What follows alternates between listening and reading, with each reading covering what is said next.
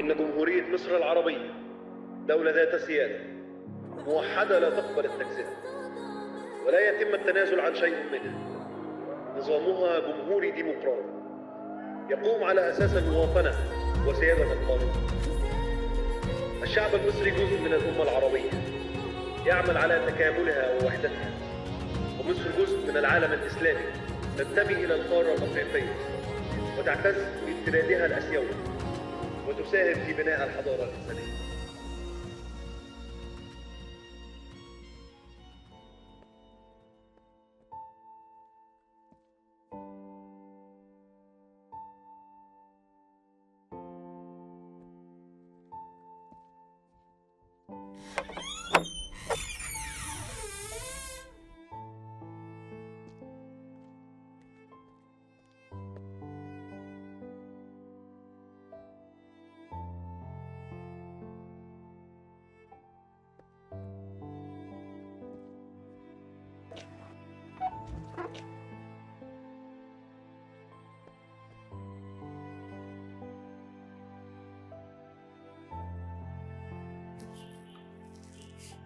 ايه ده يا رومي؟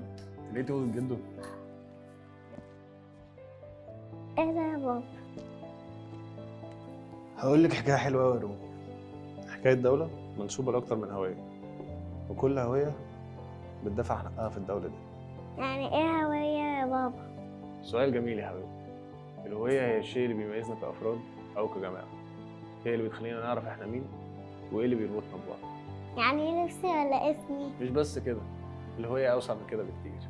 هي طريقه كلامك، ثقافتك، عاداتك، دينك، وتاريخ بلدك.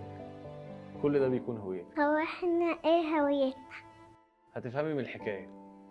في الأول هكلمك عن هوية جمعتنا بلغتها، لغة العرب اللي بتمتد من المحيط للخليج. حضارة ولغة خلتنا مصدر إلهام للعالم كله.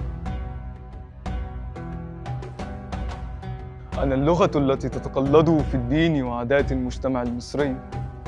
فمصر ليست فقط جزءاً أساسياً من العالم العربي، ولكنها كبيرة العرب التي يستمدون منها قوتهم وبقائهم.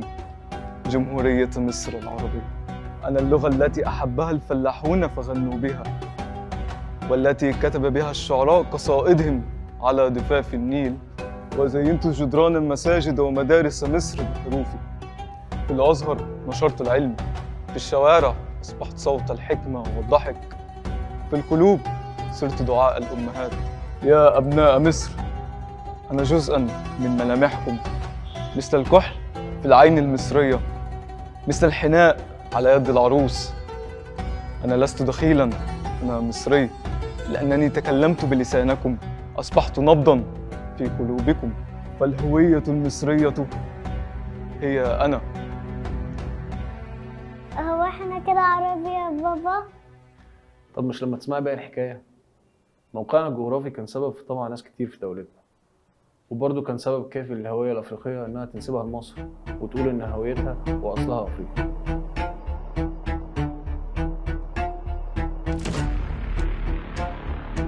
إنكار الحقائق سمة اعتاد عليها العالم، ولكن الآن علينا استرداد المسؤول. انتماء مصر لأفريقيا ليس فقط بسبب الموقع الجغرافي، على الرغم من أن هذا من ضمن الأسباب الأساسية، ولكن أنا الهوية الأفريقية وجدت قبل وجود باقي الهويات التي تزعم انتماء مصر لها. عند النظر للحضارة الفرعونية نجد أن مصر القديمة كان يطلق عليها كلمة، وهي تعني الأرض السوداء، وهذا ليس نسبة لخصوبة الأرض فقط كما يزعم، ولكن بسبب سكان هذه الأرض التي تضمنت دولا أفريقية مثل السودان. سيظل نهر النيل رابطا وثيقا بيني وبين مصر، النهر الذي يمتد في عروق أفريقيا ودولتنا دولة المصر.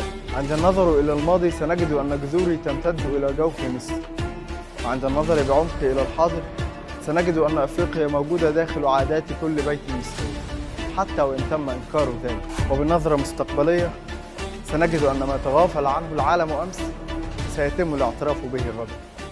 هو احنا كده ايه؟ الحيرة ما وقفتش بين الهويتين دول بس، في هويات تانية كتير. زي ايه تاني؟ زي الهوية الإسلامية اللي بدأت بفتح عمرو بن العاص لمصر. من أهرامات مصر إلى مآذنها، في أروقة الأزهر الشريف التي أنارت للعالم طريق الفقه والعلوم الإسلامية. وعلى جدران المساجد العريقة تجد تراثاً عظيماً يمتد لقرون. فمنذ الفتح الإسلامي أصبحت مصر مركزاً للعلم والمعرفة، حيث توافد العلماء والطلاب من كل حدب وصوب ليتعلموا في رحاب الأزهر. هنا في قلب القاهرة وضع حجر الأساس لرسالة الوسطية التي عبرت حدود الزمان والمكان. في كل أذان يرفع يتردد صوتي في الأفق، حيث تتحدث مصر إلى العالم بلغة الإيمان والسلام، معلنة أن الإسلام جزءاً من قلبها وهويتها. تتحدث مظاهر رمضان في مصر بلغتي، في كل زقاق وفي كل شارع وفي كل طبق إفطار يجمع القلوب تجدني، من هتافات الأطفال عند رؤية الهلال إلى دعوات الأمهات عند السحور، إلى تحول الشوارع للوحات مضيئة بالفوانيس، كلها صور حية لهويتي. كل شيء هنا يعكس روحي التي لا تنفصل عن الهوية المصرية. أنا الهوية الإسلامية في مصر. طريقي لا يتوقف عند الدين، بل يمتد ليشمل كل جوانب الحياة، في كلماتنا، في أفراحنا، في أتراحنا، وفي إيماننا المشترك. هي مصر فيها كل ده؟ مش بس كده، الحكاية ما وقفتش عند الثلاثة دول. مصر دايما كانت وعاء كبير بيجمع بين هويات مختلفة، وواحدة من أقدم الهويات اللي بتعبر عن مصر هي الهوية القبطية. هو احنا مسيحيين ولا مسلمين؟ لا يا حبيبتي، مش ده قصدي. كلمة قبطي في الأصل يعني مصري، ودي هوية بتمثل كل مصري وبغض النظر عن دينه. تعال احكي لك حكاية. أنا الهوية القبطية، اسمي وحده يحمل في طايته حقيقة عميقة. أنا ببساطة كلمة تعني المصرية، جذوري تمتد إلى آلاف السنين، إلى زمن الفراعنة، هنا على ضفاف النيل. كلمة قبطي ليست ديناً أو طائفة، بل هي هوية ترتبط بأرض مصر.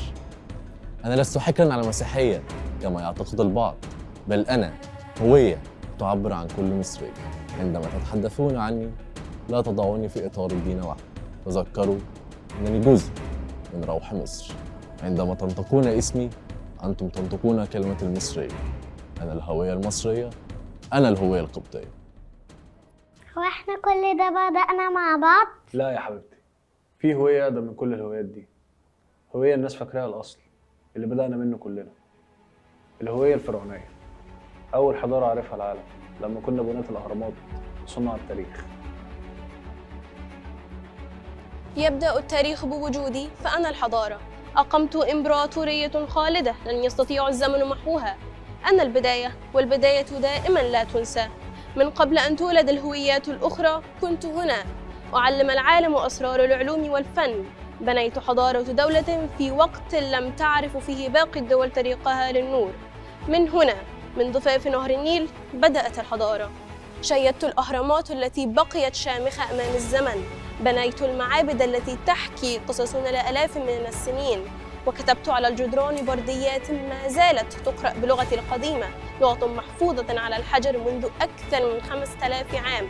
من واحات الصحراء إلى قلب القاهرة قد ترى في شعب ملامح القارات كلها، ولكنها مجرد انعكاسات جغرافية. أما الأصل فهو هوية فرعونية جمعت المصريين تحت راياتها. ويظل التساؤل الدائم: كيف فعلوا ذلك؟ في الحضارة الفرعونية فقط كانت المرأة ملكة وحاكمة، في زمن كانت النساء فيه ظلالا في دولها. من صميم الأرض المصرية خرجت وباسمي نحت صفحات المجد والتاريخ. بينما كانت الحضارات الأخرى مساحة خاملة تنتظر الميلاد، كنت أنا البداية التي لا ينكرها أحد. بابا هو احنا ايه؟ هوية مصر أكبر من تصنيف جغرافي أو ثقافي. مصر هي حالة فريدة بين الأصالة والتجديد، لكن الأكيد إن إحنا شعب ليه أصله الخاص وهويته الفريدة.